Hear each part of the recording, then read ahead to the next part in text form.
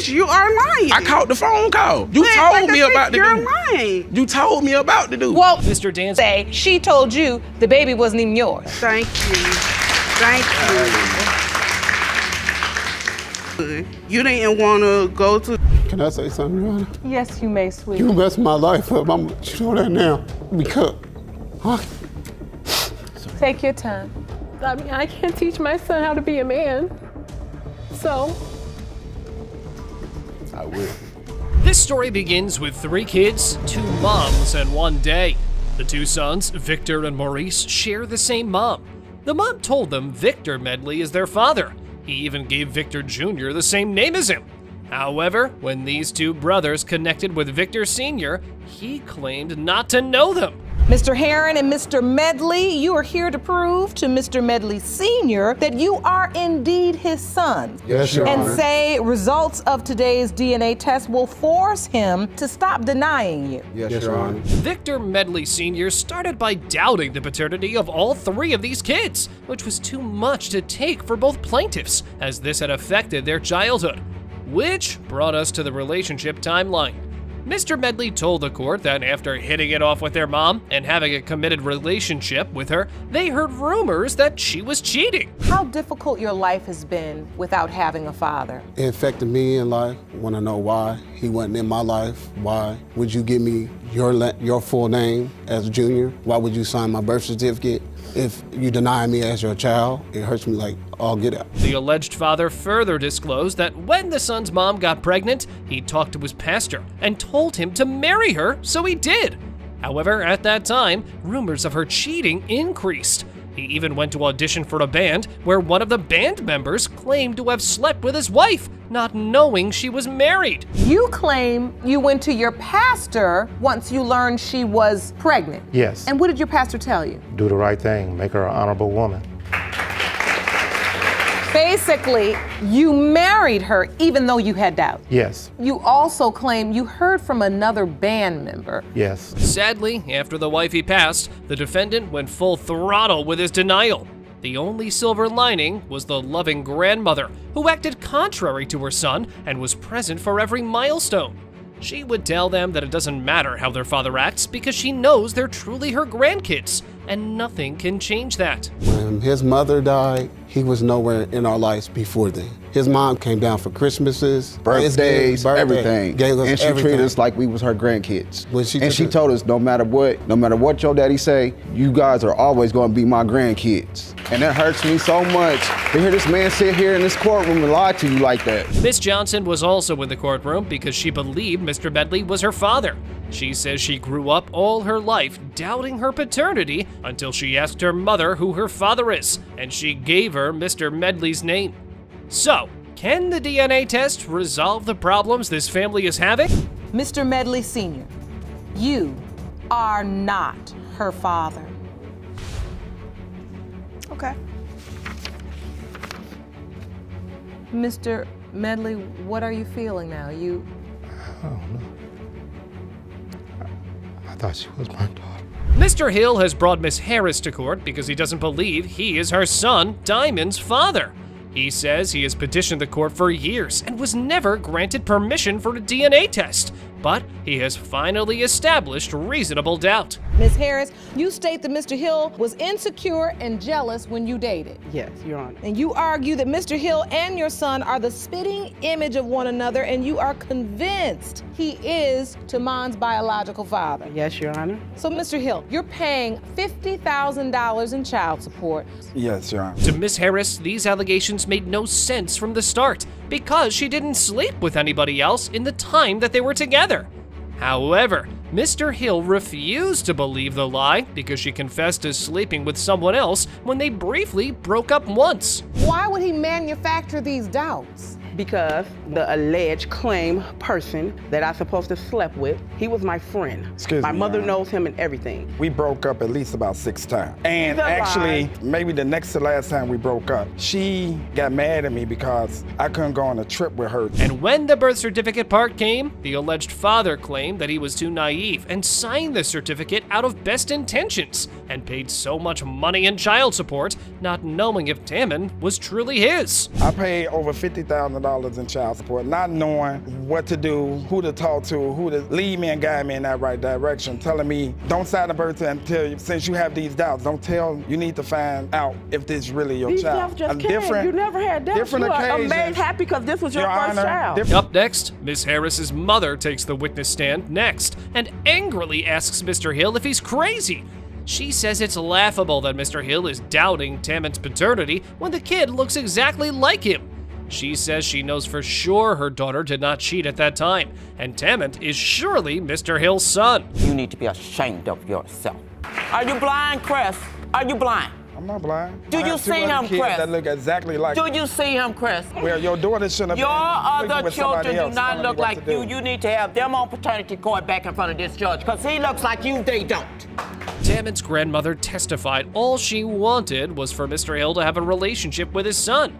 Judge Lauren talks to Tammon next, who says he knows Mr. Hill as his father, and he has also regularly paid child support, but he has played no active role in his life, and he wishes he was more present. He won't even come and spend any time with his son. We don't want to beat you up like you used to get beat up. We don't want to beat you up. All we ask you to do is spend some time with your son. So, you know. And I know this is hard for you to listen to. What has this been like? Did you grow up with the understanding that Mr. Hill was your father, your biological father? Tammon told the court that Mr. Harris used to send him angry messages about the money, demanding a DNA test every once in a while. Mr. Hill also says if Tammon is proven to not be his, he will fight to take back his child support payments in court. So, could the DNA test resolve this family's dilemma? Mr. Hill, you are his father. Can I say something, Your Honor? Can I say I something? think you owe my son an apology. Excuse me. That's exactly what I'm finna do. Tomorrow, I apologize for not being in your life, not doing what I needed to do. Miss Jacobs brought Mr. Walker to court because she believes he is her biological father, but feels hurt because he abandoned her immediately after her 14th birthday. Mr. Walker says he heard a very damning conversation between his wife and her family, which cast paternity doubts, due to which he left. On her 14th birthday, Your Honor, we were outside celebrating with 4th of July. I heard an argument inside the house. So I go in to see what's going on, and my ex-wife, her mother, and her sister was in there, and she was screaming at her mother like she was drinking, so she was being belligerent and stuff. She's like, well, you know there's a chance they're not his kids, and I don't know what to do. Miss Jacobs says she had no idea all of this had happened and felt like her father had walked out on her for no reason. She says she had to be placed in foster care after her father left. Mr. Walker moved to another state, and she lost all contact with him for several years. Why would you do it now, 14 years later, at her party, when we're supposed to be having a good time with her birthday, and you wait? What happens at that point? The relationship ended. You ended the relationship. That's correct. Miss Jacobs says she felt really abandoned and purposefully got pregnant at 16 so she could be emancipated. Mr. Walker says he had no idea all of this was happening because he had kicked his wife out after the paternity mess came to light, and family members told him they often overheard his wife cheating in his absence. It was really hard. I actually ended up getting pregnant when I was 16 just to be emancipated. So you got pregnant on purpose? Yes, Your Honor. It's obvious that you were looking for the family you didn't have. Yes, Your Honor. And Mr. Walker, you had no idea your daughter was going through all of this? No, Your Honor. Miss Jacobs says she learned the truth when she was about to give birth to her daughter at the age of 17. She wanted her father there, but her mother told her there was no need for it, as he probably isn't even her biological father. Miss Jacobs says she also saw her mother cheating when she was young. When I was 16, I told my mother that I didn't want to be around anymore, that I wanted my dad to come down for my daughter's birth, well, her birth. I had her when I was 17. And when my mom found out, she was like, I don't know why you would want him to be there. He's not your real father anyways. That means he's not her grandfather. That's when I looked at her. I kept her out of the birthing room when I gave birth to my daughter. Miss Jacobs says she remembers the incident vividly because the person she cheated with was her father's relative. She relayed whatever she had seen to her father, who confronted his wife about it. She denied everything by saying Miss Jacobs was making up stories. Mr. Walker said a young kid is incapable of doing that. He confronted her. She told him that I was lying, I was making up stories. My dad looked at her and was like, I don't understand how you think a 5-year-old has the time to sit around and make up stories about adult content. Mr. Walker says that when he took his wife to court for the divorce, all he asked for was the kids. His wife wanted the property and the house. He says he fought for the kids for years and had paperwork to back that up, but the court always favored his ex-wife because she accused Mr. Walker of being a drug addict. The only thing she wanted in the divorce was the property and the contents of the house. And I said, give me my kids, you can have everything, anything you want. I brought the divorce papers with me to back that up as evidence. I've done nothing but fight for these kids, Your Honor. I love my children. My children are my world. He said he showed all this paperwork to his daughter when they reunited. Miss Jacobs says she feels terrible because she said many hurtful things to her father when they first met again due to her mother's brainwashing. So, will the DNA results give this father-daughter duo their happy ending? You are Aisha's father. I love you. I hope that now that you have the truth. Miss Ellis brought Mr. Koger to court because she says they had a brief fling, after which she became pregnant. Mr. Koger says he can't be the father of the baby because he is sure they did not have intercourse.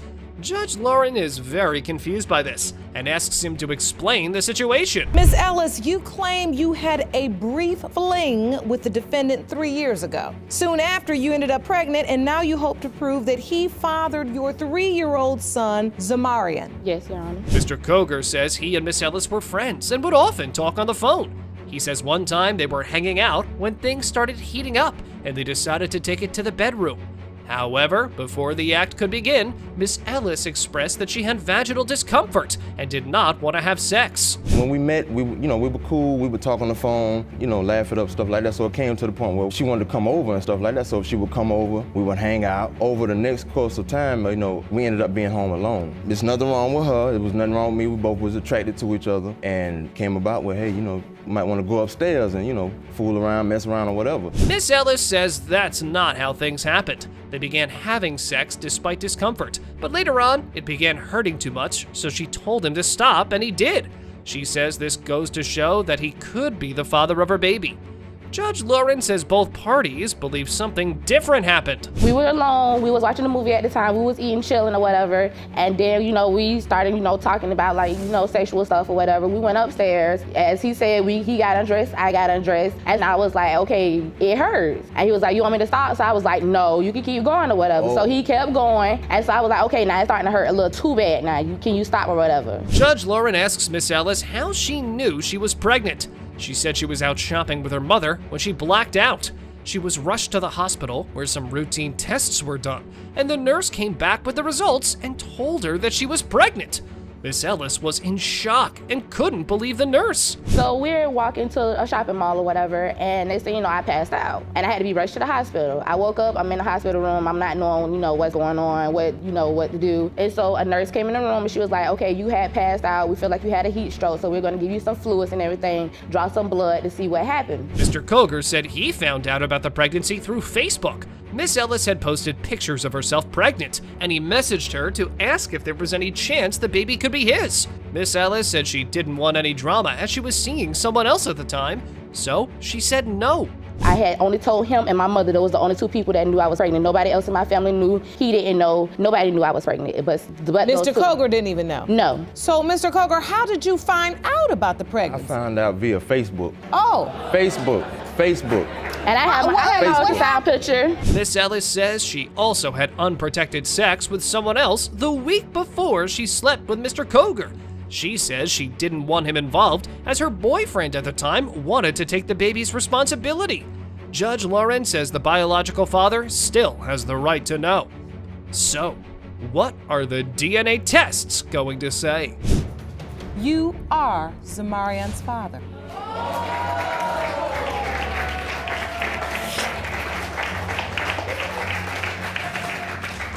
Is your memory coming back now? Not at all. Not at all, Your Honor. Miss Wilson and Mr. Woody come to court to establish the paternity of their 2-month-old son, as Mr. Woody loves the kid and wants him to be his, but he has doubts, as Miss Wilson has said she also slept with someone else at the time of conception. Mr. Woody even gave the child his own name. Mr. Woody, you are here today desperate to learn if you are the biological father of the defendant's son. Yes, Your Honor. Now, Ms. Wilson, you confess you slept with another man at the time of conception, though you honestly can't be sure who fathered your child, hoping today's results will give you that answer. Yes, Your Honor. Mr. Woody says he was excited about the baby because he already has a young daughter he really loves, but wants to have a son now too. After hearing that he could be a father again, he was ecstatic to learn that he had a son he could teach baseball and basketball to, and do father-son bonding with. I have a 3-year-old daughter already, so when I found out I was having a son, I was excited because what man doesn't want to have a junior, you know? So I got plans made, you know, I'm ready to go play baseball and basketball with them and, you know, all the stuff a father's supposed to do with his son. So I'm just ready, so I'm ready to be a father to a boy now. Mr. Woody says he has come to really love the child and has developed an excellent relationship with him. And now he's scared that he might not be his. This comes from the fact that he and Miss Wilson were not in a relationship when they slept together. Judge Lauren remarks that it's easy to fall in love with a beautiful baby. So you love the baby? Yes, I thought that was it, you know, but come to find out, you know, I have my doubts about if he's mine or not. Because you and Ms. Wilson are not in a relationship, you know that there is a strong possibility Yes. that this child could be someone else's. Yes. Miss Wilson contacted Mr. Woody on Facebook because there was no other way to contact him. She says she took various home pregnancy tests and they all came back negative. She did a blood test, which soon came back positive.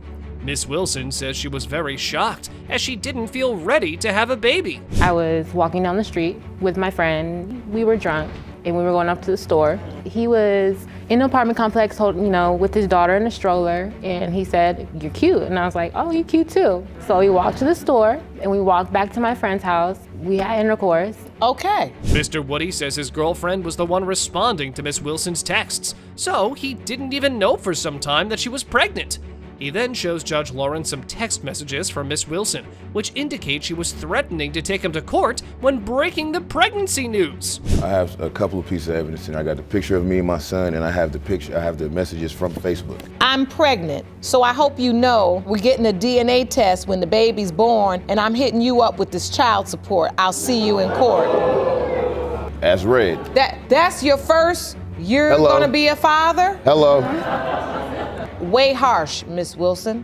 Miss Wilson says she hasn't even told the other guy about the pregnancy because she had sex with Mr. Woody first.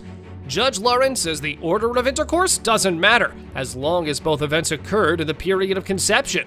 So, can the DNA test clear up this confusion? Mr. Woody, you are not his father.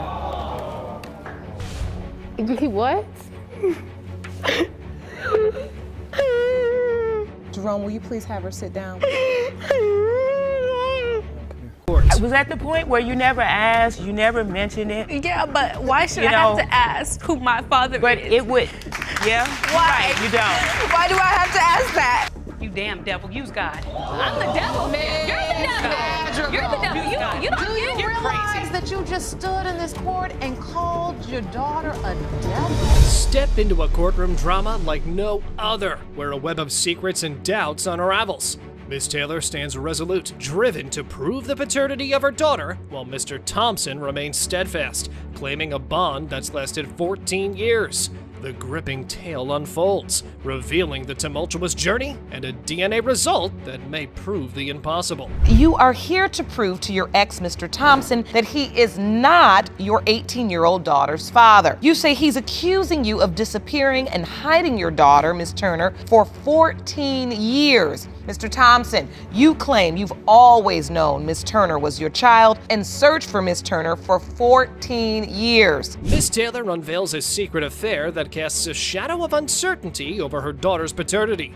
Gasps fill the courtroom as her confession takes center stage, leaving the audience to ponder the real father's identity. Amidst the drama, a daughter's belief hangs in the balance, leading to a revelation that could rewrite the past. Before I met Mr. Thompson, I was having an affair with a married man. And I didn't know if it was the married man's child or Mr. Thompson's child. You did not tell me and you was with another man. You had all this other stuff going on. As the courtroom holds its breath, a Facebook message sparks hope for Mr. Thompson after 18 years of longing. The doors open, revealing Melinda Turner, evoking applause and tears.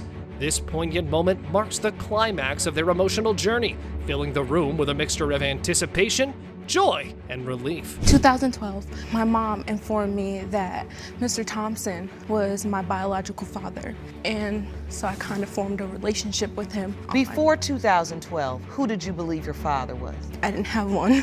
In your entire life? Yeah. You never asked your mom, who's my father? Nope. In this tense exchange, emotions run high as Melinda confronts her mother about years of secrecy.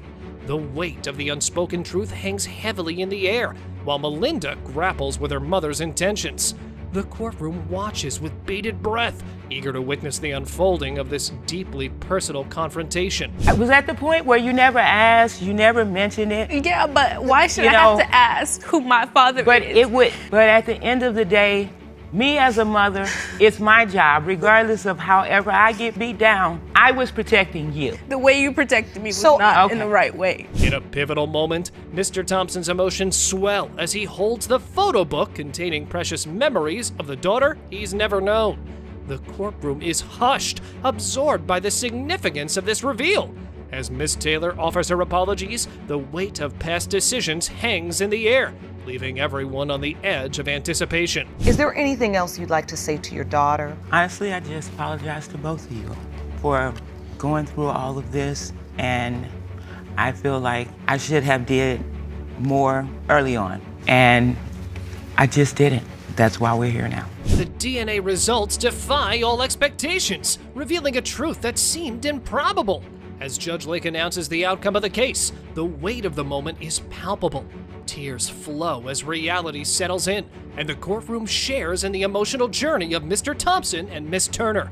The impossible has been proven, reshaping their understanding of family and identity. It has been determined by this court, Mr. Thompson, you are not her father.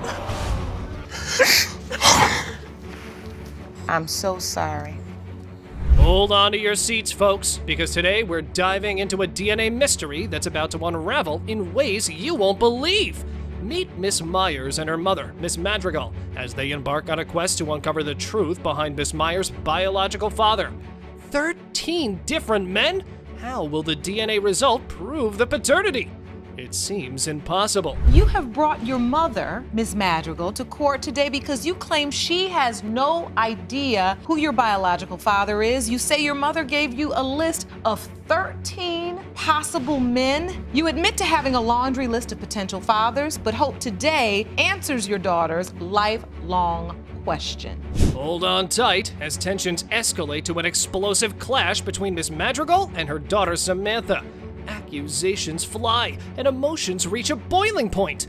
But beneath the surface, a hidden truth waits to unravel, promising an unforgettable roller coaster of revelations that will rock paternity court. I have an ex that used to preach to me all the time about having to be close to my mom, and I wanted to be right with God. So therefore, God. She won't even That's allow. a good one. Use God. You damn devil. Use God. I'm the devil, man. You're the devil. You're the devil. Use God. Do you You're realize crazy. that you just stood in this court and called your daughter a devil? Hold on to your seats as the courtroom takes an intriguing turn. Mr. Keith McCraney and Mr. Derek Smith's names are dropped, triggering intriguing reactions. A mysterious smile, a hint of tension, and secrets ready to spill. The air is electric as Judge Lake dives into the web of emotions and connections, setting the stage for a revelation-packed showdown. It's an evil smile and a happy smile. An evil smile and a happy smile. Well, who's the evil smile for? Keith. Keith.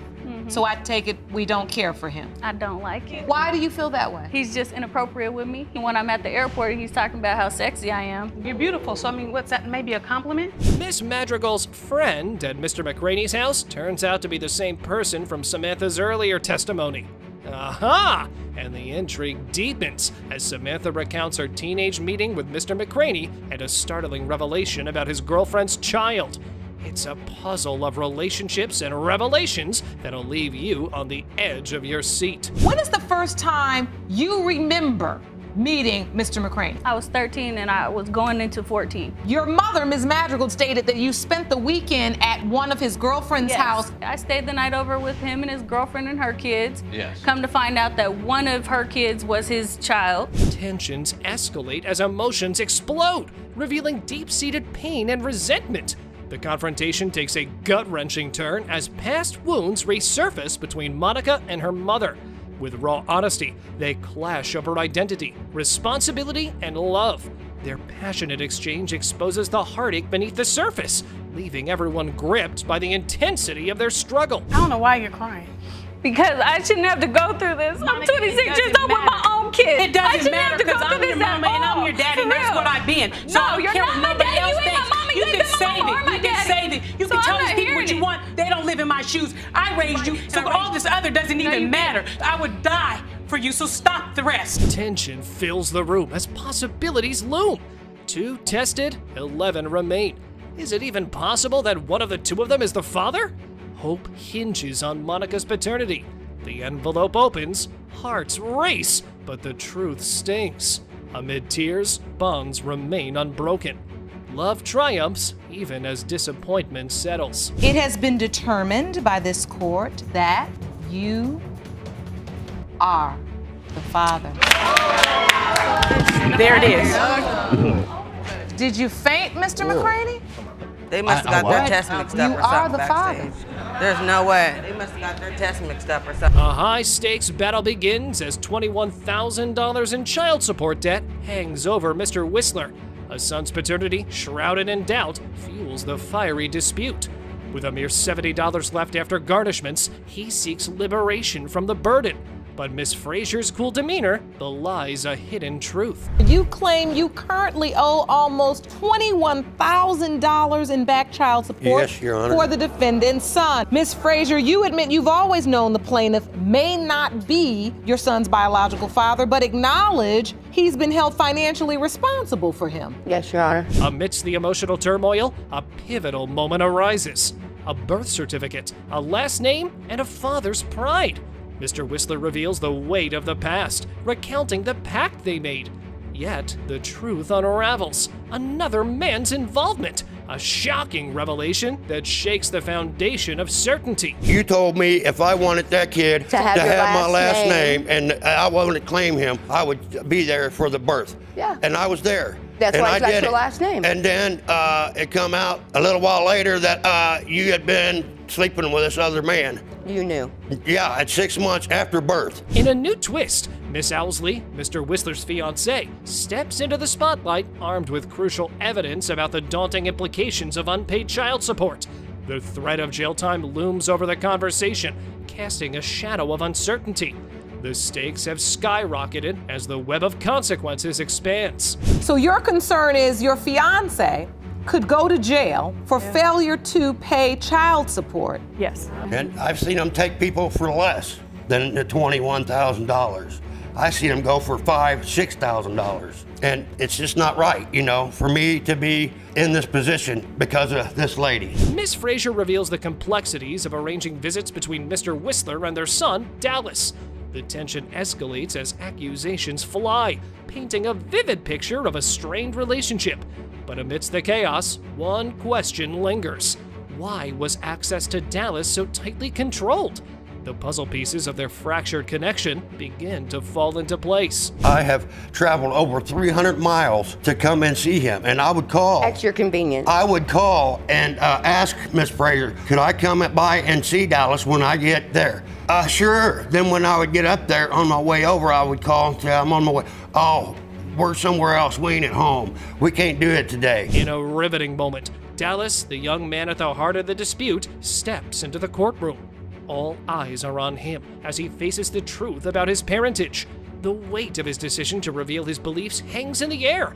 His candid response unveils a conflicted history where doubt and uncertainty have loomed. Do you believe Mr. Whistler is your biological father? As I was growing up, I did believe he was my father, but I was always told that it could be somebody else. Have you ever met this other man? Yes, I have. You have. Do you refer to him as Dad? I did one time, but that was just to get his attention. Do you have a relationship with that man? Not anymore. The moment of truth arrives. Mr. Whistler braces himself for the verdict that could shatter or redefine his life. Judge Lake's pronouncement echoes like a revelation, and the tension fills the air. In an emotional exchange, Mr. Whistler and Dallas share their feelings. The weight of the truth hangs over them, leaving them with bittersweet closure. When it comes to the paternity of Mr. Dallas Whistler, Mr. Whistler, you are not his father. Dallas, that still is not going to change my love for you and wanting to spend time with you. The courtroom buzzes with tension as Miss Cotton steps forward, determined to clear the air about her daughter's paternity. Mr. Pendleton and his mother assert their conviction that he couldn't be the father due to a supposed inability. Is it not impossible to prove paternity in DNA result? You say Mr. Pendleton's meddling mother is the reason he is denying your 5-month-old daughter, Love Cotton. Is that correct? Yes, Your Honor. Mr. Pendleton, you are here today with your mother, and you both believe that it's impossible that you fathered Miss Cotton's daughter because you are unable to have children. Is that correct? Yes, Your Honor. In a fiery confrontation, Miss Cotton challenges Mr. Pendleton about their daughter's features. Tension mounts as doubts linger. Judge Lake lightens the mood with the baby, while Christine, the mother-in-law, advises caution. Amid accusations, love for the baby and family bonds sway, teetering on the edge. Don't get me wrong. She have her features? Don't get me wrong. She Like, beautiful. Like, she gorgeous. You know, she a baby. Babies don't start developing. Oh, she's so precious. Thing. You just thanked me. You just thanked me like that was your daughter. Your Honor, the only thing I've done is tell him, do not get attached to this child until you find out whether or not she's yours. In a tangled web of confusion, Mr. Pendleton expresses his uncertainty, prompting Miss Cotton to recount discrepancies in her conception date. Judge Lake navigates the tension, probing for clarity. Miss Cotton's assertiveness shines, but a reminder to keep her cool resonates. Family dynamics and conception intricacies intertwine, adding layers of intrigue. And they were trying to tell me that I wasn't as far as I knew I was. Like, they tried to make it seem like I wasn't in my pregnancy, but I knew I was farther than what they were saying. So you basically knew more than the doctor? It's my body. Is this your first baby? No, it's not. Okay, first of all, calm that neck down when I'm asking you questions, because I'm trying to understand what your point is. Intrigue deepens as love and uncertainty clash. Miss Cotton's revelation about last night raises eyebrows. Amidst a heated exchange, a key discrepancy emerges. Mr. Pendleton's claimed infertility contradicts his reported conception date. The courtroom buzzes with questions and confusion, unraveling a compelling narrative. You pleading the fifth? I ain't pleading. I don't know what you're talking about. Your mom do too, that's why she mad. Okay. The point is, Your Honor, she just want me to be the father because she know I'm going to be a great father. So in your court papers, you said it was impossible for you to have children. Like, I've never been tested for it, but I've tried for 6 years straight. Amidst the tension, the battle for baby Love's identity rages on. Accusations fly, fingers point, and the courtroom is ablaze with conflicting emotions. Love's uncertain paternity casts a shadow of doubt as Mr. Pendleton's actions teeter between caution and affection. The drama unfolds, exposing the heart of this complex and captivating paternity dispute. I asked you to spend time with my child. That's And what I asked even you then, to you do. have a problem. That's what I asked you I come to to you all the do. time. And he has. But you're the one that's telling him not to be around she her. not. Like, yes, you are. She just telling me don't look But like you a was just fool. buying Miss a whole Pendleton. pack of grandma bibs. Yes, I did. But you're not the grandma, right? You don't know. That's what we here for. The truth finally emerges, cutting through the confusion like a beacon of clarity. As Judge Lake delivers the long-awaited verdict, the atmosphere electrifies with a mix of relief, joy, and even a touch of humor. Emotions run deep as the identity of baby Love's father is unveiled, proving that in the midst of uncertainty, love and truth prevail. It has been determined by this court. Mr. Pendleton, you are the father.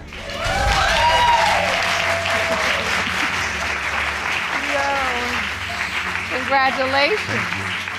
She lied to me, she lied to my daughter. When she first got pregnant, she said I was the dad. And after 29 years, I come to find out now that I might, a possibility that I'm not the father. That night, we danced, we partied, and then we went to the apartment. Is that an apartment? Not mine. No, that's a lie.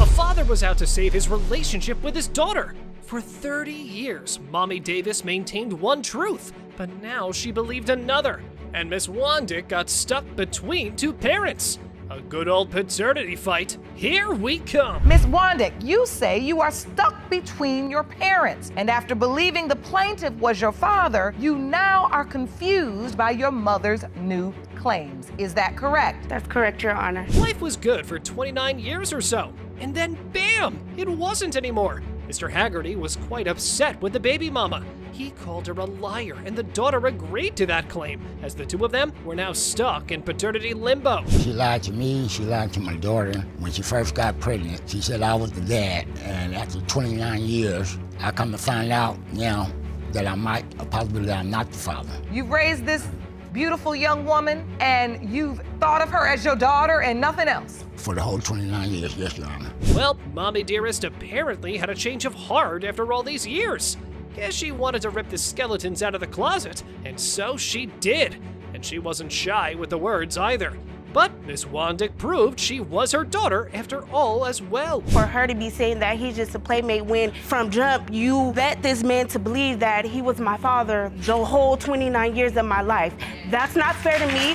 I have kids myself asking me which man is this other man or is this man my father or their grandfather. Mr. Haggerty wasn't ready to back down. Oh no, he brought along a witness and she was Miss Davis's sister.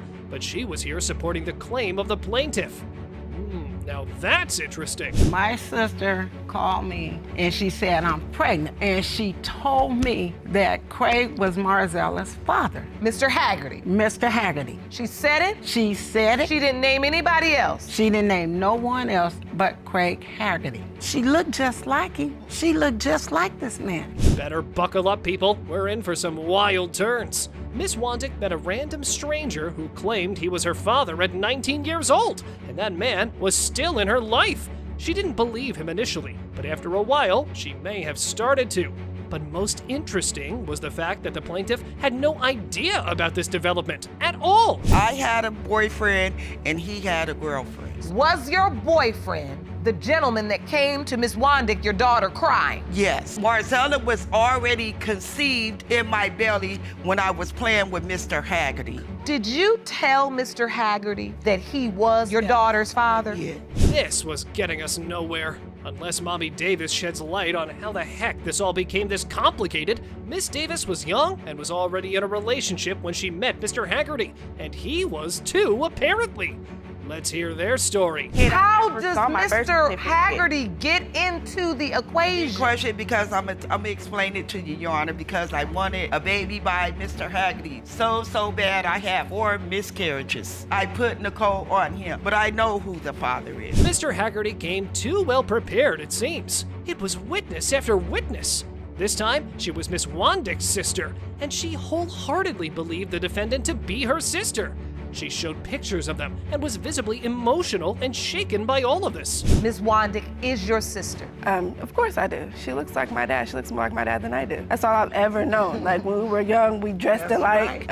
She was with us for a while, so yes, I believe that's my sister, wholeheartedly. Oh, so precious, y'all holding hands. I love that. And I could see throughout the testimony the tears coming down your eyes. Next up, we got to see Miss Wandick boldly answering the question about her mother's motivation regarding her change of heart after all this time.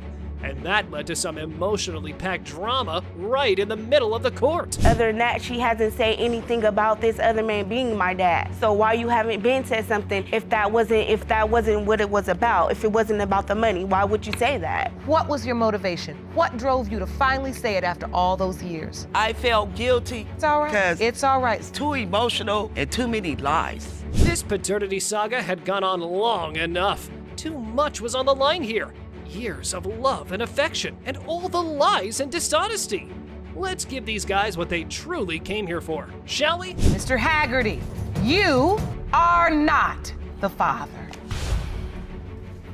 Are you okay, honey? Something that could have been settled 29 years ago. It's okay. It's okay, I'm off. You're gonna be there for you. Okay. The plaintiff got caught in a love triangle years ago, and the consequences of those actions have finally brought her to court. For once and for all, Miss Jackson wanted to prove to the defendant and his wife that he fathered Tanika, but they weren't buying it. Ms. Jackson, you've dragged your ex-boyfriend to court to prove he fathered your 26-year-old daughter, Tanika. Yes, Your Honor. 1 week ago, you reopened your child support case in which you state Mr. Brown owes you $20,624.08. Yes, Your Honor. That's a lie, Your Honor. That was one complicated situation. After all these years, the plaintiff reopened the child support and was ready to fight it out. While she claimed she wanted answers, Mrs. Brown claimed that the baby mama was still after her husband. I was, by Mr. and Mrs. Brown, they told me different stories that he might not be my father, but my mother always told me that. And so why, after all these years, why do you reopen the child support case? Because my husband don't want her. It's still going on. She's still after my husband. 26 years, still been going. Time to shed light on how this torrid love affair began. As it turns out, Miss Jackson and Mr. Brown met at a bar and hit it off. But what she didn't know was that the guy was hiding some vital information from her. I met him at the club, and we started talking, we started dancing. When he left with his wife, Miss Brown. I asked him who she was. He told me if she was just a friend. So he came back to the club. That night? That night. We danced, we partied, and then we went to the apartment. Is that an apartment? Not mine, no, that's a lie. The story went from the bar to an apartment, and then back to the bar real quick. Apparently, the apartment time came much later. Mrs. Brown had already had an encounter with the baby mama, and in highly unpleasant circumstances. He wasn't in the club. So I knocked on the door of the bathroom. So I knocked. I said, Dwight, I know you're in there. I said, open this door. He cracked it a little bit. So when I pushed it open, she in there, done him in the bathroom. But I told her, I said, you can go. So you find him in the club in the bathroom? Yes, ma'am. It seemed Mr. Jackson was having his cake and eating it too. Yep, he was fooling around here and there. So not cool, man. And now he denied paternity, even though at one point, him and Miss Jackson had lived together as well.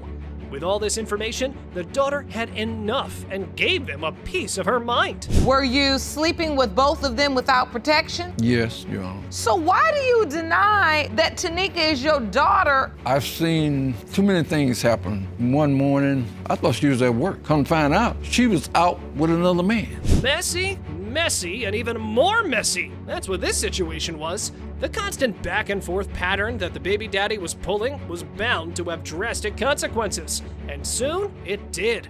However, Mrs. Brown wasn't too sure about the conception timeline. Came to stay at my house. He stayed with me about 2 weeks. He said after he left me, he didn't even go home for another month. That's a lie. Wait a minute, so you don't think the timeline adds up? She was supposed to have been born 3 months later than what she was born. If he would have been there, he had been gone for 3 months, but instead she was born 3 months earlier. Dear Lord, the drama just kept adding up. By the looks of it, baby daddy had been a doting father initially. Yup, he was there at the birth and afterwards even. In all this chaos, it seemed Miss Jackson failed to mention a key piece of information about her life. Was he at the hospital when she was born? Yes. No, he wasn't. He came in the hospital, Your Honor. He wasn't there when she was born. He asked me where she was. The nurse brought her back in the room. He put the robe on her and he fed her. Not only that, Koger, when she was born, he was happy with his daughter. Next up was another round of varied narratives from these guys. Yup, they're full of it. Tanika brought out the birth certificate that listed the defendant as father, but minus the signature. Furthermore, Miss Jackson had avoided the paternity test on numerous occasions. Sounds fishy. That's a fake, Your Honor, and she's sitting here and believing her. So wait, on this birth certificate, it does say Dwight Stanley Brown. He named didn't me sign and that. spelled the name. He was with me doing the tag that my birth name and named me. This Now, I second do birth not certificate. see a signature on this birth Because certificate, he did not though. sign Because I didn't it. sign it. He did not sign it. These guys were ready to rumble, and none of them were backing down. Baby mama reopened child support. However, Mrs. Brown came with the evidence that she had been getting child support for a few years. Oh, yes. And he had paid for child support. That she said he was never on child support. He never did nothing for her. You believe she's avoiding the DNA test because she's getting this money. I figured that she did that because she know that Tanika's not my husband's daughter. I'm the one that wanted the DNA test because I got tired of going through this for 26 years. I can imagine, hon. Well, if the birth certificate wasn't enough, no worries, as the plaintiff had another card up her sleeve. Oh, yeah. Miss Jackson had a document to back up her claim, but the wife wasn't buying that either. Nope, not at all. Here's why. Is that your signature, sir? No, Your Honor. It's Yes, not. Your Honor. That's his signature. Ron, take this pen. And I want you to have Mr. Brown. And you can look on his driver's license, Your Honor, and tell what his signature is. He didn't sign that. It is not his signature on that. And I'm fraud some old documents, too. If it's my signature, I wouldn't misspell my own name. Well, during this whole case, it was the wife of the defendant that had been speaking on her husband's behalf, and she clearly wasn't a fan of the baby mama. She obviously put her at fault more, and that didn't sit too well with the judge. At this point, with an acknowledgement of paternity executed in 1990, she really didn't need one. My husband said When you acknowledge my husband said paternity, he has never signed Yes, any Your Honor, documents. yes, he did. And I believe my husband. Then But your I know what husband kind of lied, woman Miss then. Jackson He is. lied to you. And I will stick by my husband, and I He lied believe to what you. my husband. In all this chaotic mess, the most important key factor was missed, and that was Tanika. These guys just kept pushing her into the background, but she stood up for herself. Let's give her the answers she deserves. Mr. Brown, you are her father. Thank you, Jesus. Thank you, Jesus. Mama ain't got the law. Mr. Brown, that's your daughter. That's your daughter. You forgive me. I forgave you a long time ago, Dad. A child who wasn't even born yet. Their paternity was on the line. Yup, Mr. Kiesel was pretty desperate to save his marriage and claimed paternity, but his wife, on the other hand, was out to break his heart. It has affected me in a huge way, not only just our marriage, but my pregnancy as well. I mean, yes, I'm excited for it, but it makes it harder when there's so much stress put into the pregnancy, you know, rather than being everybody together, you know, having a good time for like a baby shower. Say we were supposed to have a baby shower, that ended up getting canceled. Leave it to Judge Lake to ask the blunt questions. Apparently, the couple rushed into things pretty fast. First, it was their relationship, and then their marriage. Well, rushing into things headlong didn't get them anywhere, except to the paternity court. We really rushed into a relationship. We had been dating on and off, but it was back and forth with my ex and him.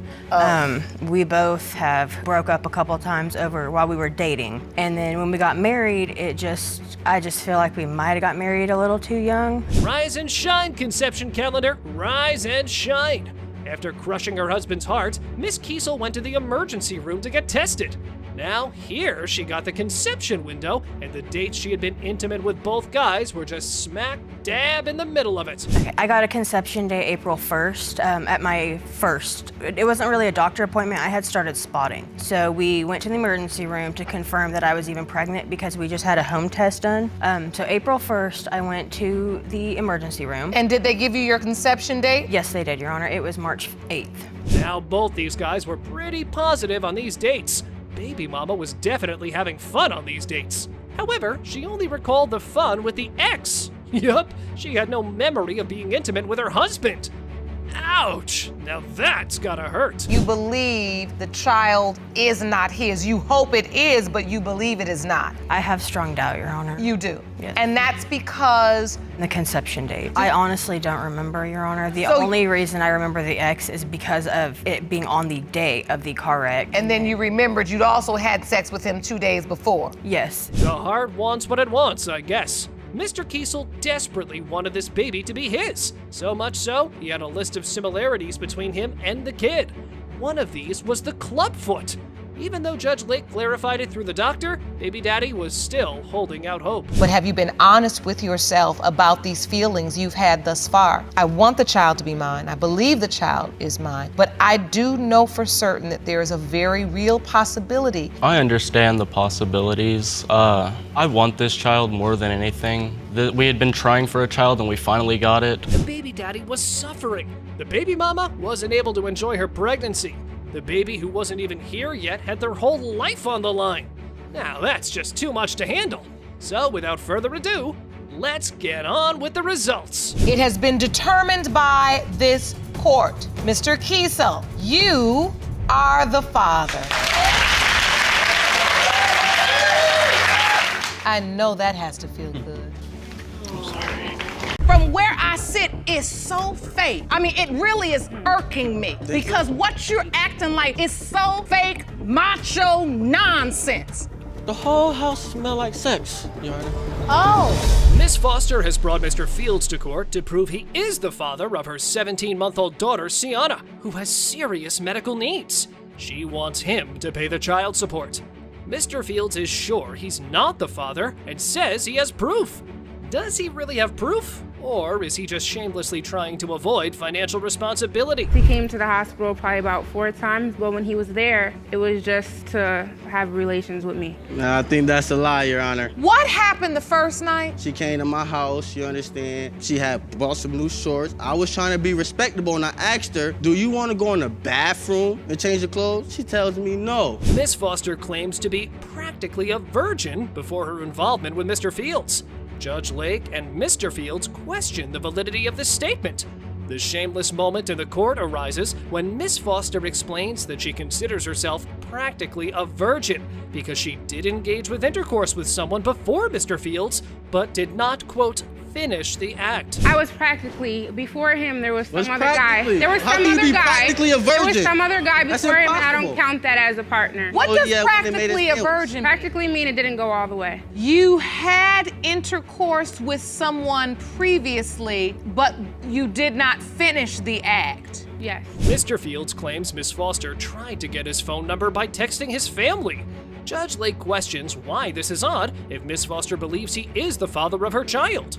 Mr. Fields suggests that Miss Foster is obsessed with him, but provides no marriage evidence when questioned. I left you. You were crying to me, begging to come back with me. So why begged to would see you make Sienna. my You life tell a living people- hell? I don't even talk to you. I haven't talked to you in a while. Like, I don't understand where he's coming from. He just was talking to me 2 days ago. No, I wasn't. Telling me how he loves me, how this is not going to work because Bruh, his family doesn't like wait, her. time out, because now you're lying. Everything. Now you're lying. And I have evidence right here, actually. Show me You some do? evidence. Yes, I do. Miss Foster asserts that if she wanted Mr. Fields, she could have him, but he denies it. When questioned about unprotected sex, Mr. Fields claims they used protection and that Miss Foster said she was on Depo, a type of birth control. Miss Foster refutes this, saying she was on the pill, not Depo, and he was present at the hospital for the birth. Did you ever have sex with Miss Foster without protection? And I would No, I have have been, I'm a real protection. I have person. protection, Your Honor. This girl said she was on the Never. Depo. The Depo shot is birth control. Approximately 99% effective from not getting pregnant. I don't know what he's talking about, but I have not became on the depot, and I haven't even dealt with him since January until last month. Miss Foster expresses her frustration with Mr. Fields for not being present during her pregnancy, especially given that she lost one of her twins. She argues that he could have at least attended doctor's appointments given the advance notice. Only the DNA result will reveal if Mr. Fields can justify this act of insensitivity. It has been determined by this court. Mr. Fields, you are her father. I step up and take care of my child. Can I hold her? I want you to hold your daughter, and I want you to help take care of your daughter and be there for her and support her. Miss Dupree is adamant that Mr. Flagg is the biological father of her 4-month-old twins, Sky and Skylar. She aims to prove this in order to save their 13-year relationship. On the other hand, Mr. Flagg's doubts were amplified when Miss Dupree admitted to cheating with an ex around the time of conception. Mr. Flagg, you say you were devastated when just 4 days ago the plaintiff confirmed your suspicion. She cheated on you with an ex during the time of conception. You claim your family's future is at risk and state you plan to leave her if the DNA results prove you are not the twins' biological father. Is that correct? Yes. Mr. Flagg expressed that initially he was happy about the pregnancy. However, he had lingering doubts about being the biological father of the twins.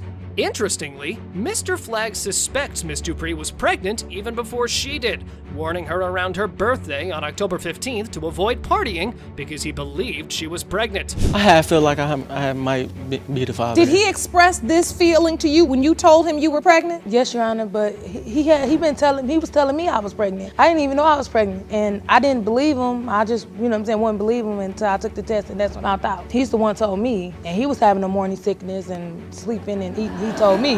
Mr. Flagg's doubts began when he came home to find a house smelling odd and a pair of unfamiliar shoes near the bed. These shoes were not his size, making him question if he is the biological father of the twins. This has put their 13-year relationship at a risk. I'm coming home, I'm happy. I step in the house, the whole house smell like sex, Your Honor. And so when I go in towards the bedroom, I'm looking at the shoes and looking at my size. I'm gonna say like this, these are my shoes. They are 8.5. These are not my shoes. These are 11 or 13 size. Miss Dupree explains that the unfamiliar shoes belong to her friend's boyfriend, not a secret lover. The pair had visited her one-bedroom apartment where the bathroom is inside the bedroom. Her friend's boyfriend took a shower there to get ready for work, leaving his shoes by the bed. Will this innocent explanation lead to shameless acceptance of cheating? I have a one-bedroom apartment. The bathroom is inside my bedroom. They both took a shower at my house because just visiting and staying with me. So her boyfriend didn't have enough time to go home, drop her off and go home and get ready for work. So she asked me, can he get ready for work there? I said, sure. So he came and took a shower. He put his work boots on and left his shoes there. In this shameless moment on paternity court, Mr. Flagg told that he suspected Miss Dupree was cheating when he came home to a house that smelled like recent sexual activity had taken place. He even asked to smell her to confirm his suspicions, which she did not allow. You asked to smell her body because you felt like the house smelled like sexual intercourse had taken place imminently. Yeah. Did she allow you to do that? No. Miss Dupree, what was going on? Did it smell like sex? Yes, it did, Your Honor. About a month after Mr. Flagg suspected Miss Dupree of cheating due to the shoe incident, she announced that she was pregnant. She was nearly 2 months along at the time, which made Mr. Flagg connect the timeline to his earlier doubts. Despite his reservations, he claimed to have stepped up and been involved in the twins' lives so far. Who is stepping up? Are you Mr. Flagg? I have been stepping up, though. Your Honor, no, he have not. He have not did really nothing for my kids. The only thing he bought was the car seats. I did the whole baby shower. When he came with 1 case of diapers, a blanket for each baby, some socks for each baby, the face rags, and maybe 2-3 outfits. Mr. Flagg reveals he's been through a previous paternity issue, adding to his doubts about the twins. The situation clearly pains him, as he talks about his love for the children and his long-term relationship with Miss Dupree.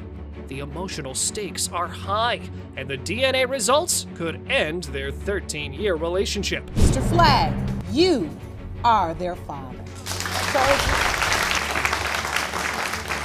Congratulations, Mr. Flagg. You happy? Yes, I'm very happy. And I probably want to do something else too. I love you. Thank you. Miss Vaughn says Mr. Williams is the dad of their 1-year-old Connor. She shamelessly demands for money for daycare, even though there is a doubt that Mr. Williams is the baby's father. Mr. Williams thinks he's not the dad, and that Miss Vaughn tricked him. He's only bought diapers and 2 outfits for the baby. What has Mr. Williams done for Connor? Brian hasn't did anything for him. The only thing he has done was buy 2 cases of diapers when he was a newborn. And the child is 1 year old? Yes, and he watched him while I was at work for a couple times, but it's not enough of a month full of Your Sundays. Honor, that is not true. Miss Vaughn and Mr. Williams were in a committed relationship when she got pregnant. Mr. Williams says he married her because he thought the baby was his. Now, he's got doubts. Sean says people on campus told Brian the baby isn't his, but Brian should know he's the father. Brian was defending her honor after people on campus let him know that that was not his baby. Brian knows that he's Connor's father. I didn't even know her. Who are these people on? Hold on. You say you had people telling you she was having sex with other people and the child may not be yours? Because I did disclaim that at one point she was putting me in the doghouse. Sean says she and Mr. Williams' father met with Centoria's mother because they couldn't believe she supported the situation. Centoria's mom insisted they marry so her grandchild wouldn't be, quote, a bastard. She says she raised her kids to marry if they're good enough to lay with. That's a shocking statement coming from mother. I requested to meet her mother because I couldn't believe that a parent would be in support When did you find out Centoria was pregnant? Because your son and so his father and I requested to meet her. We actually went to her house. And after having the discussion with her and she shared with us, then the next step was for them to get married. Judge Lake tries to bring focus back to the real issue, stating that both parties were not prepared for the consequences of their actions, but should now step up for the child. Connor, Centoria claims she has, but Brian has not. The judge urges everyone to stop the arguing and focus on what's best for Connor. And it's affecting his life because he's one, and the man that you say is his biological father is saying, I don't believe I am. It's one of the first things they say. Yeah. Does he say Dada? Yeah. Does he mean Mr. Williams when he's saying it? Is that who he's talking about? He doesn't know his father. Centoria explains that a childhood friend helped her financially. She says this friend has never claimed to be Connor's father and even encourages Brian to be responsible. Brian, on the other hand, is suspicious because he got a phone call from his friend telling him to babysit, which he finds odd since Connor is supposed to be with his own child. Mr. Williams, you say she's got a sugar daddy. What is this all about in your mind? It was a phone call that I received, and it just pretty much took me over the edge. I'm not sure how he even obtained my number, but he was telling me to babysit. Well, why would I be babysitting my child? So he told me to be there babysitting. This man is telling you when to be there to take care of your child? Yes. Brian says he tried to contact Centoria about her relationship with her childhood friend, but she started blocking him. He claims that when he went over to her house to see Connor, he found her and her friend there not dressed. Centoria immediately denies this, stating that it's incorrect and accuses Brian of lying. I've tried to contact her. She started blocking my number when I would ask about, her relationship. When I was coming over to her house, that they're already there, not dressed, and claiming that it's just a regular friendship. Judge Lake questions if Centoria can understand why Brian would have doubts about being Connor's father, given her intimacy with another man. Centoria agrees. Judge Lake asks Miss Boyd if she regrets encouraging her daughter to marry Brian, given her negative opinion of him. Only the paternity results will clear the doubts. It has been determined by this court. Mr. Williams, you are the father. Hey, the lady. Mr. Williams, you are the father.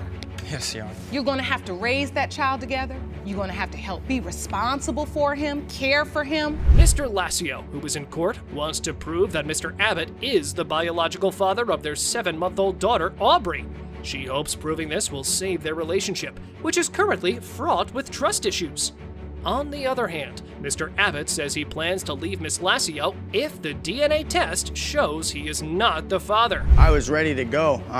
This courtroom, calling her has actually saved us as of right now, and I need the results of this paternity today to find out if Aubrey is my daughter, because if she's not, I am gone. Miss Lassio explains that she and Mr. Abbott had been on a break and were fighting around Easter weekend. In this shameless moment, she told that she met up with an old acquaintance and they had an unprotected sexual encounter. Miss Lassio emphasizes that she reached out to this man more as a way to get back at Mr. Abbott.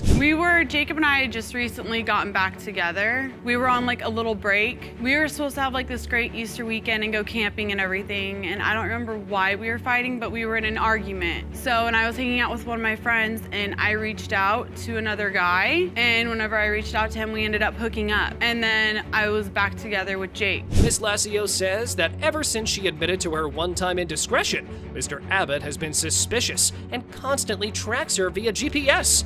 She questions the reliability of the GPS tracking, citing instances where it inaccurately reported her location. She emphasizes that she only slept with the other man once and is now dealing with continuous distrust from Mr. Abbott. And there's been times with the GPS, I've been asleep in bed and he's been up checking it. So how are you gonna believe a GPS if I've been in bed sleeping and it says I'm down the street, if it's done it once? If it's messed up once, it's very possible it's messed up several times. So after you cheated and you came clean and you told him, he had this tracker on your phone and he would never believe anything you say? Correct. Miss Lassio believes the emotional bond between Mr. Abbott and their daughter Aubrey is evidence he is the biological father. She says the way Aubrey reacts to him is unique to a father-daughter relationship.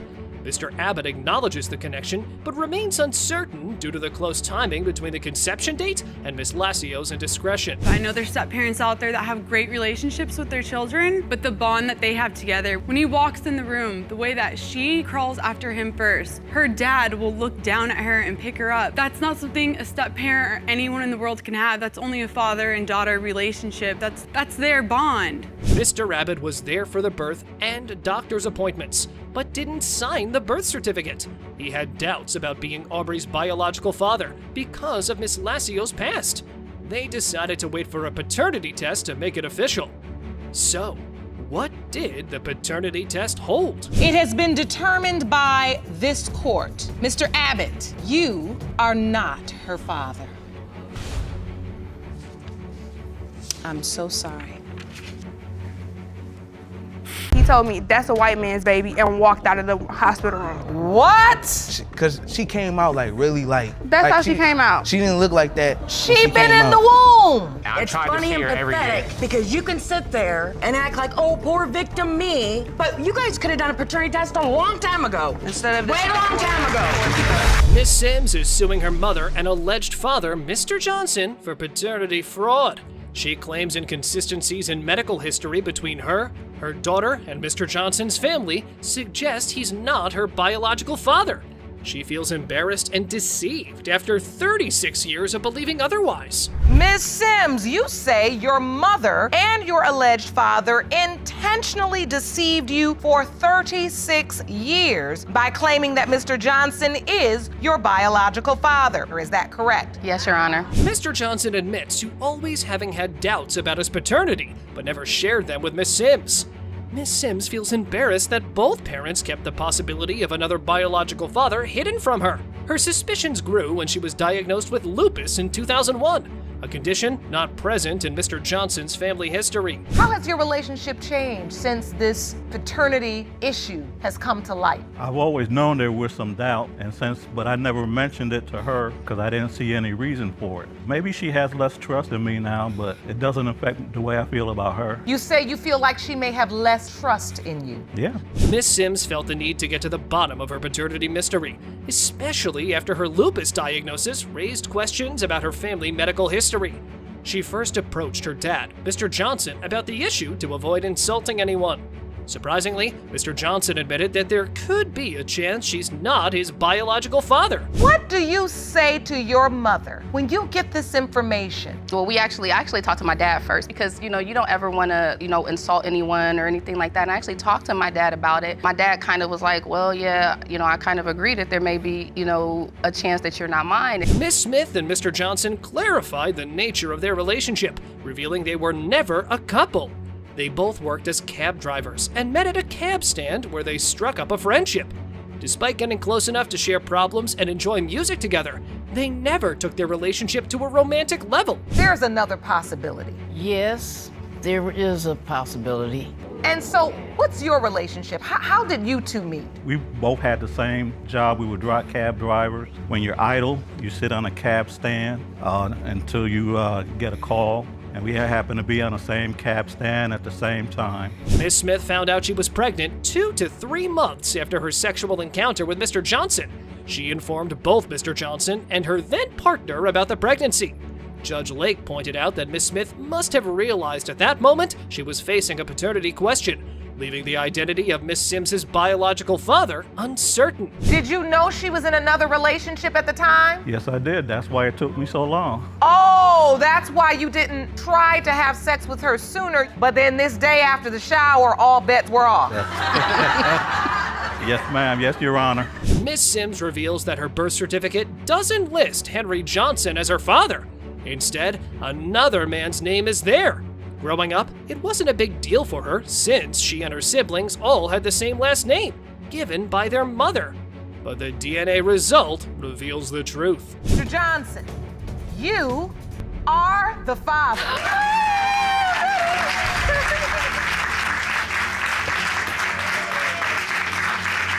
Miss Harden says she wants to prove Mr. Nelson is the father of their 2-month-old, Sophia, so he'll help her raise her.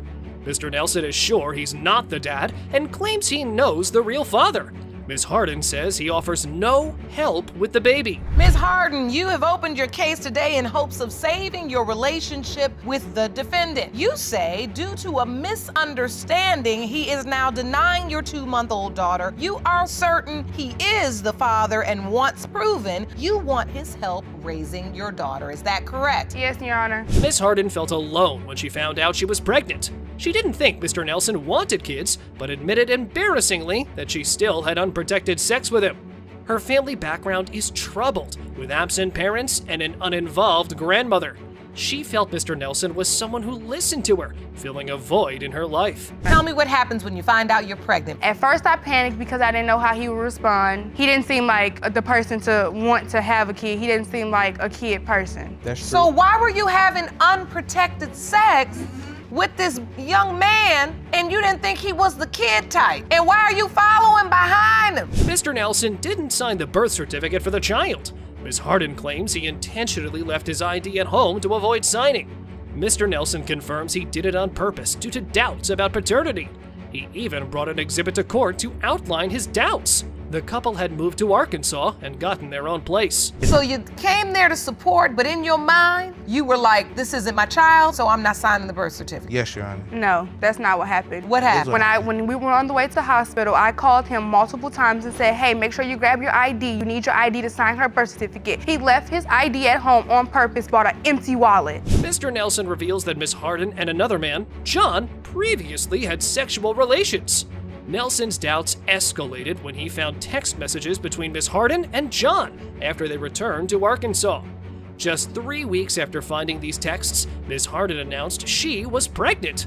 That must be embarrassing, knowing that she's 2 months pregnant, raising Nelson's doubt. Before I even knew her, all three of them had sexual relations with each other, so I wasn't, Oh. Yeah, I'm not stupid. Sure did. And nothing So they had threesomes together. Yes, Your Honor. So if I'm not there, to What stop is you from going doing it on? again, right? Right. So, Mr. Nelson describes a text message from John to Ms. Harden, asking, "What are we gonna do about our baby?" Nelson takes this as John claiming to be the baby's father. Yet, during a speakerphone call, John asked again about our baby, further deepening Nelson's doubts about paternity. John called my phone, so I put it on speaker, and John was like, so what we gonna do about our baby, bro? And I was like, huh? What baby? My baby does not belong to you. He was like, come on now, Pinky, we both know what happened when Delonte left. And I was like, what didn't happen? Miss Harden tells Mr. Patterson about a DNA test, saying the timeline matches. This contradicts her claim that Mr. Nelson is the dad. Judge Lake asks why she needs a test with Patterson. Harden says she's proving he's not the dad. She also claims Nelson cheated with her. The DNA test results shows if Miss Harden faces the embarrassing moment. Mr. Nelson, you are the biological father. first off, I just want to say I apologize to you for accusing you, but you gotta see from my point of view, my shoes, I just wanted to know the truth. Miss Jackson, clearly emotional, opens her case against her childhood sweetheart, Mr. Brennan, said that he and his mother are denying paternity of her daughter, Micaiah, who has cerebral palsy. She asks for him to take responsibility, as he once did without doubt.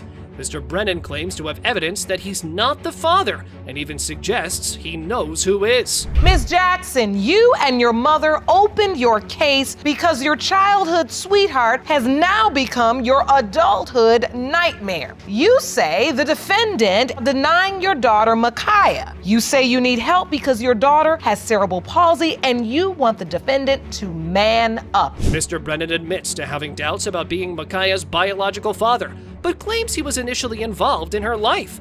He says he was kicked out of Miss Jackson's home and prevented from seeing Micaiah. Mr. Brennan adds that he asked for a paternity test multiple times, but was refused by Miss Jackson. Was she too embarrassed to get a paternity test? Mr. Brennan, Yes, you Your don't believe you are Micaiah's biological father. I have doubts. You do? Yes. And is the testimony of Miss Jackson true that in the beginning you were there? In the beginning, yes, I was always there. And I actually got kicked out of their house. That's why I wasn't there, and they don't let me see her. Miss Jackson admits to being with an ex during a break in their relationship. Mr. Brennan claims embarrassingly that Miss Jackson disappeared for 3 weeks and returned pregnant, which she disputes.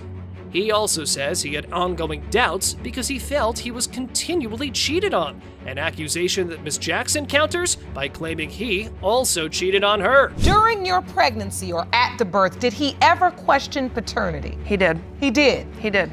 What happened? Before I had got pregnant, I was with one of my exes when me and him were on a break. And then after that, we got back together and we were super close, inseparable when I lived with him at his mother's house. Mr. Brennan says he was there for the birth, but didn't sign the birth certificate. Ms. Jackson says she was on medication and told him he could sign it. Ms. Jackson's mom learned Mr. Brennan had doubts last October when she tried to set up a Halloween visit for the child. Did you sign the birth certificate? No. Ms. Jackson, I do need to ask if Mr. Brennan was that present and very much involved in Micaiah's birth, why wasn't he allowed to sign or be on the birth certificate? He did, Your Honor. I had the whole packet and he had permission to sign anything because I was under the influence of the drugs at the time. Miss Winters, the mother of Mr. Brennan, shares that a friend of theirs called her and claimed that Haley, Miss Jackson, told him he was the father of the child. This revelation is what really fueled Mr. Brennan's doubt about paternity. Mr. Brennan says he was already aware that Miss Jackson had been involved with his friend. This gentleman, he's been away for a while and he kept calling me every week. He's friends with Johnny. I get a phone call after about a year talking to him and he goes, Mama, Chris, he goes, I need to tell you something. I said, what, honey? You know, just like a son, just like a son. He goes, Haley told me I was the daddy. That's really where my doubts start coming from. Mr. Brennan emotionally states that his love for the child is what keeps him moving forward in life. Despite the doubts, he notes that the child looks exactly like him. Meanwhile, Miss Jackson is in tears, frustrated by the situation. She insists she knows who the father of her child is. The DNA result revealed if his doubts were only doubts. Mr. Brennan, you are the father. Thank you. And I thought that, but when your friend comes to you, it tells you that she says you're not. I mean, you can only wonder. And then when you ask her and she blocks you. You had the doubt, but now that doubt is done. Mr. Evans says he's not the dad of Miss Snyder's baby, Lainey. Is it going to be an embarrassing moment if it turns out that he's right? He points out that they were together for just a week, and the baby doesn't look like him. Snyder is sure he's the father and expects him to take responsibility once it's confirmed. Mr. Evans, you claim your relationship with the defendant was just a week-long fling, and you are certain you are not the biological father of her 2-month-old daughter, Lainey. Once today's results prove what you already know, you want your last name back. Is that correct? That is correct, Your Honor. Mr. Evans says Miss Snyder flashed him during a music gig, suggesting it led to their fling. Miss Snyder immediately denies this, saying he's not telling the truth. Their conflicting stories add to the tension about the paternity of the child. So she walks up to me and I see her and she's, looking at me and I'm just like, okay. And she's like, starts giving me those eyes and I'm like, okay, I know that look. And then she starts, dancing a little bit and then starts flashing her. No one did. Wait, what? Yes, she did. That's a lie. Mr. Evans told that his ex calls him, saying she's at his house with another man who needs a place to stay. Mr. Evans said that he's at a gig and has Snyder dancing on his lap, implying he's going to bring her home.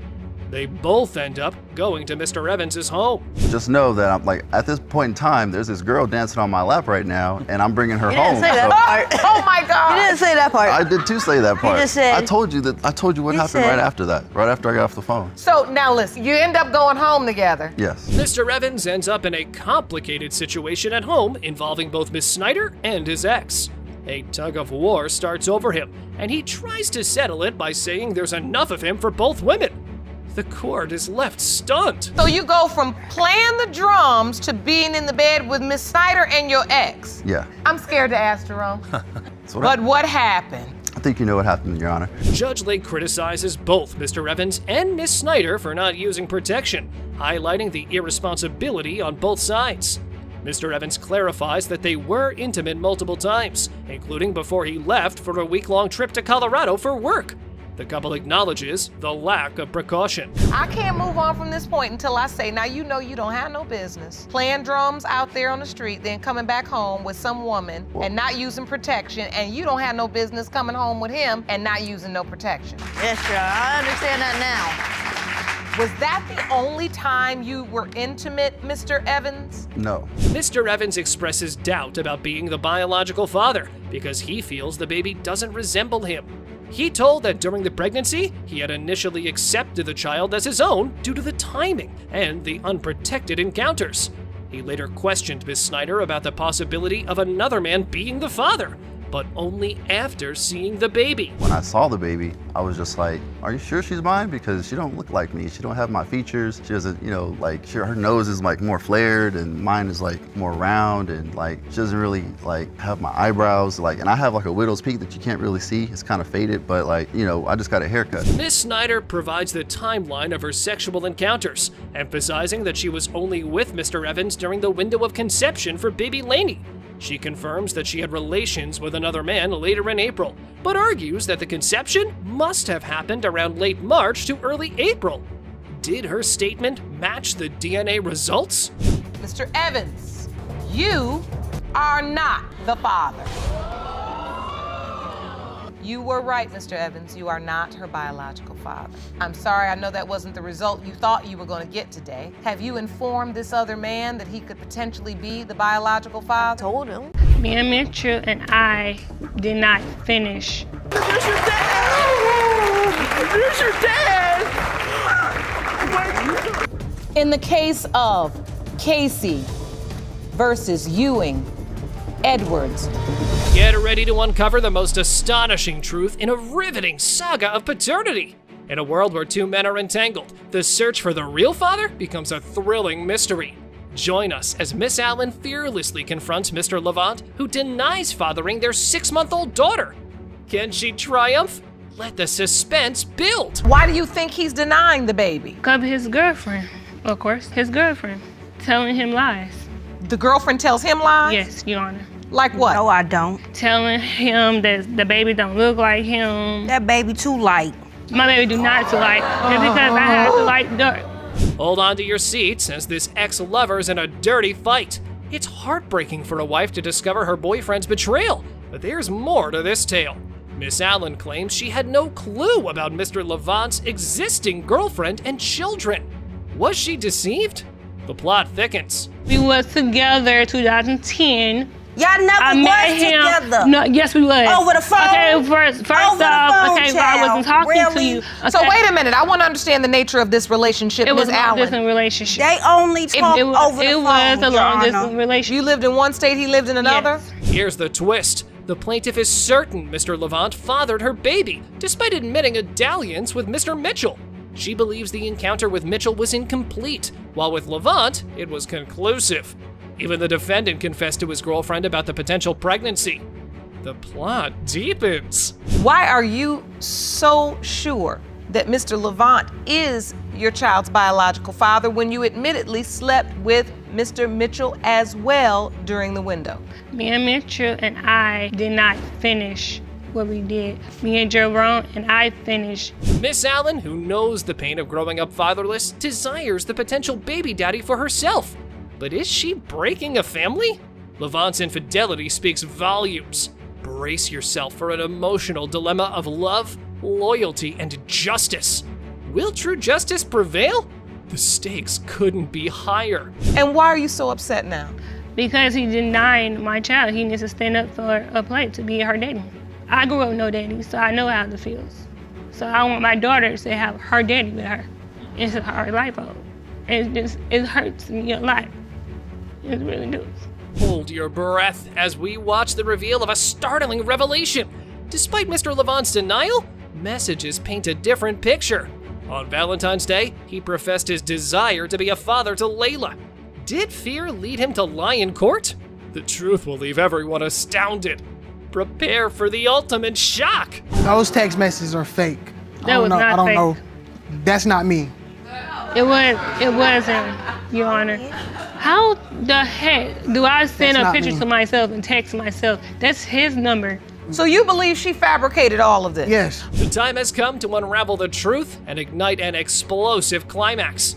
Brace yourself as it's revealed that Layla is not Mr. Levant's daughter. Miss Allen denies involvement with anyone else, but suspicions loom large. She faces a soul-searching moment. Prepare for a mind-blowing twist. You are not the father. Yes! Wait. Yes. Miss Allen? He's the only man I slept with, though. Get ready for a roller coaster of a story that will have you on the edge of your seat. In a shocking turn of events, a man presumed dead miraculously resurfaces in paternity court. Miss Casey, who believed her father was deceased, confronts Mr. Edward, claiming to be her biological dad. Hold your breath as secrets unravel and emotions run high. What has it been like to spend your life without a father? Actually, it been hell, not knowing where I came from. I built a bond with Otis Hawkins, who's on my birth certificate, even though he's not ever been in my life. I do not know what the man looks like. I don't have a picture of him. I don't have anything about him, but he is on my birth certificate. But hold on tight, because the plot thickens. Mr. Edward has a compelling reason to believe that Miss Casey is his daughter. The same man is the father of her older sister. His regret for losing one child fuels his determination to claim Miss Casey as his own. Prepare for some heart-wrenching drama and unprecedented stakes. So to be clear, Mr. Edwards is your older sister's father. Yes, ma'am. Okay.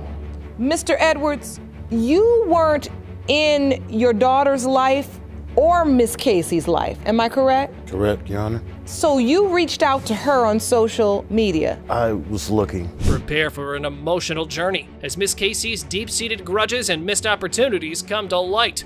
With her childhood shrouded in uncertainty, she embarks on a quest to find the person who signed her birth certificate. Will she discover the truth?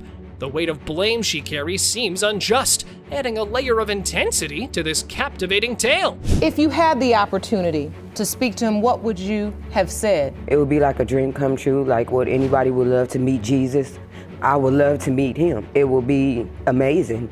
I would just ask him a lot of questions like, why did you leave? Is it something that she said to you or did to you to make you leave me? He didn't leave because of you, LaConda. He left because of me. Confusion reigns as Miss Casey struggles to uncover her roots. Both Mr. Edward and Mr. Hawkins share African-American heritage, leaving her torn between identities. Just when you think you've seen it all, the judge drops a bombshell. Mr. Hawkins is alive! Get ready for a pivotal moment that promises answers and resolution to Miss Casey's burning questions. But he's alive. And we found him for you. Jerome, please escort Mr. Hawkins into the courtroom. You need to sit down? You okay? You go up to the witness stand. Oh my! Prepare for an astonishing revelation that'll leave you breathless. The information about Mr. Hawkins' death was a fabrication. He treasured a photo of Miss Casey throughout her childhood. Unaware that people were searching for him, misled by false reports of his demise, the mystery deepens. Who could have spread such misinformation, and why? The suspense is palpable. I never got to see you ever in my life. I never got to lay an eye on you or even speak to you. You done forgot me. Here's a picture right here, Your Honor. I took her to Mississippi for Christmas. Let you go. I see you. With all your family. Mm-hmm. But wait, there's one more shocking secret waiting to be unveiled. Brace yourself for the most unexpected twist yet. The real father isn't Mr. Hawkins or Mr. Edward. In a jaw-dropping revelation, it's revealed that Mr. Hawkins' brother is the true father. It's an unimaginable turn of events that will leave you stunned. Will Miss Casey find solace amidst the astonishing revelation? You are not her father. Pertaining to whether Mr. Hawkins is the father of Ms. Casey. Mr. Hawkins, you are not her father. Fasten your seatbelts, folks, and let's unveil a jaw-dropping revelation that'll shatter all misconceptions. Meet Mr. Harvey, determined to reclaim the $496.52 he spent on a child he doubts is his. Enter Miss Jet, adamant that he embraced fatherhood and support their child. Mr. Harvey, you are asking the court to award you $496.52 for baby supplies you say the defendant, Ms. Jett, demanded for a child you adamantly deny is yours. Yes, Your Honor. In response to Mr. Harvey's suit, you have petitioned the court for the results of a paternity test. Yes, Your Honor. Prepare for a wild twist in this gripping tale. A mysterious stranger's photo tag throws baby daddy into a whirlwind of uncertainty. Despite the guy admitting it might be a mistake, the plaintiff remains suspicious. Tension builds as doubt consumes him. Can he trust his instincts? Hold on to your hats, because this suspenseful ride is far from over. First of all, I put a picture of my daughter on Facebook. Okay? Why you kept it on there? That's all I gotta say. Yes, and that right there where the arrow is, that's the dude name who she tagged in the picture. Okay, and I have... Why would you tag another man's name on your baby's photo? I did not tag She claimed that the dude out of nowhere tagged himself in it. He tagged himself in and she the doesn't know who he picture is. by himself, and I never met him. Hold your breath, and let's dive into a financial frenzy. Miss Jett insists that the alleged contributions are a mere drop in the bucket, while he argues the state foots the bill. The court becomes a battleground of expenses, leaving us on tenterhooks. Who will emerge victorious in this high-stakes money war? Don't miss a beat, as fortunes hang in the balance. Ms. Jett, you claim that what he's given you is merely a drop in the bucket. And these are your real expenses. Yes, as it is. relates to your I daughter. provide all these things by myself. You provided, the state provided. I'm telling you, the feeding alone, the state provides. She get wigged. The state provides all that 800 something. The state provide all that. From the moment the cord was cut to this courtroom drama, Mr. Harvey's involvement has taken a sudden nosedive. What could have driven him to abandon his paternal duties? The air crackles with anticipation as the truth behind his disappearance is unveiled. Brace yourself for a revelation that'll leave you stunned. How did you go from cutting the cord to bringing her to court? Like, I didn't know Miss Jett, I did not know her. So after she had the baby, that's when I got to know her. And she is not the person that... somebody that you don't know? Because the child, I want to be in a child's life. And if that child mine, I want to be in a child's life. After a heart-pounding emotional roller coaster, Mr. Harvey fights tooth and nail for the truth. Brace yourself for the bombshell. The baby is not his. Miss Jett's demeanor hints at prior knowledge, and gasps ripple through the courtroom as this shocking revelation sends shockwaves through our souls. Prepare to have your mind blown. Mr. Harvey, you are not her father. It's fine. That's fine. It's fine. Get ready for an enthralling tale of deception and karmic consequences. Picture a daughter ensnared in her own web of lies, now facing the wrath of destiny. Hold on to your seats as this captivating story takes a mind-bending turn. A young woman torn between two men, her friend or her mother's boyfriend. The plot thickens. Shockingly, you confess it's either a man you shared a sexual relationship with who wants nothing to do with your child, or the defendant who happens to be your mother's boyfriend. Now, Mr. Chenault, you are Ms. Holthouse's mother's boyfriend. Yes, Your Honor. Hold your breath as Miss Holthouse's mother unveils the shocking truth she was oblivious to. Her daughter's pregnancy. But does she finally know it all? Brace yourselves for the jaw-dropping revelation that, at that very moment, her mother carried the child of Mr. Chenault. Prepare for a twist that'll leave you breathless. At the moment, I did not know, but as my mom was pregnant with my sister, my sister is Mr. Chenault's daughter. And she was... Wait. How old is her daughter? She's about to turn 11 months. Wait, they still reside together? The situation just got messier, folks. Imagine if he, Mr. Chenault, turns out to be the father. He not only helped raise Miss Bogardus' children, but also embarked on a relationship with the very girl he nurtured. Rules may exist, but will they hold any power in this chaotic love triangle? A heart-wrenching ordeal for Miss Bogardus. When was the last time you two were intimate? You're in court, tell the truth. The last time we were intimate, Your Honor, was about September. September? Yes, Your Honor. Yes, Your Honor. Haven't had any more contact? No, Your Honor. Hold on tight, because Judge Lake suspects a hidden truth. The demand for a lie detector test sends shockwaves.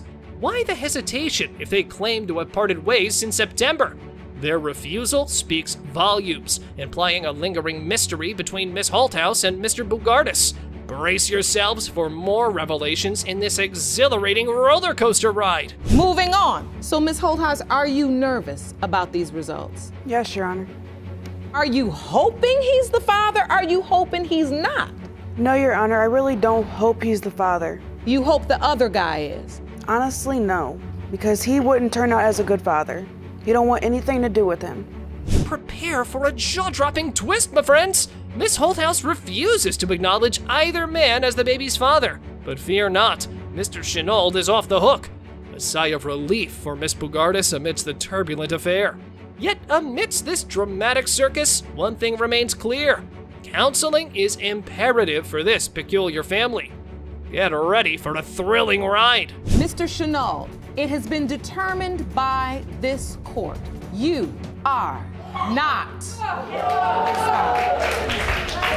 If you looked up lie in the dictionary, your picture is next to it. I'm telling you right